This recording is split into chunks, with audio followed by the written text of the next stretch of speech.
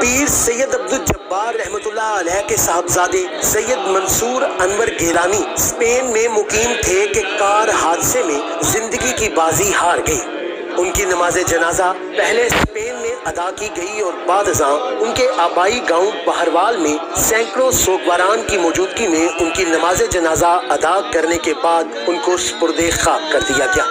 نماز جنازہ میں اجتماع سے خطاب کرتے ہوئے صاحبزادہ پیر سید سعید الحسن گیلانی نے کہا کہ میں منصور انور گیلانی مرحوم مغفور کو بچپن سے جانتا ہوں۔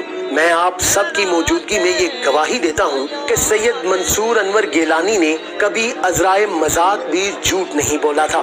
سید منصور انور گیلانی مرحوم کی نماز جنازہ میں پاکستان و آزاد کشمیر سے تشریف لائے سینکڑوں مریدین سمیت زندگی کے مختلف شعبوں سے تعلق رکھنے والے افراد نے بڑی تعداد میں شرکت کی، جبکہ نماز جنازہ کی امامت پیر سید ساجد حسین زیب آستانہ عالیہ حویلیہ نے فرمائی۔ اس موقع پر ہر آنکھ نم اور ہر چہرہ افسردہ تھا۔ نماز جنازہ میں شریک تمام افراد مرحوم کے بھائیوں پیر سید توقیر انور گیلانی، سید توصیف انور گیلانی اور سید اسد گیلانی سے تعزیت کرتے ہوئے جذبات پر قابو نہ رکھ سکے۔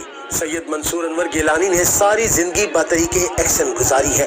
مرحوم سید منصور انور گیلانی بے پناہ صلاحیتوں کے مالک تھے۔ وہ زمانہ طالب علمی سے ہی اپنی منفرد اور الگ پہچان رکھتے تھے۔ ہنس مکھ، ہر دل عزیز اور عاجزی و انکساری تو ان کو ورثے میں ملی تھی، لیکن اپنی خداداد صلاحیتوں کی بدولت وہ ہر خاص و عام چھوٹوں بڑوں میں حد درجہ مقبول تھے۔ وہ صاف گو، صالح اور باکردار نوجوان ہونے کے ساتھ ساتھ اردو ادب میں ایک خاص مقام رکھتے تھے۔ وہ بہترین ادیب اور دانشور تھے۔ ان کی نجی محفل کی زندگی بھی سطحی گفتگو سے بالا تر ہوتی تھی۔ سید منصور انور گیلانی نے اپنی زندگی کا بیشتر حصہ دیار غیر میں گزارا، وہاں پر بھی اپنا تشخص قائم رکھا۔ آپ نے ساری زندگی بہترین اصولوں کے مطابق گزاری۔ سید منصور انور گیلانی مرحوم نے پسماندگان میں بیوہ اور 2 بیٹے سید زین العابدین اور سید خیام منصور، جو کہ اسپین کے بہترین فٹ بالر ہیں، چھوڑے ہیں۔ رپورٹ فیصل شیخ، HD نیوز کھاریا۔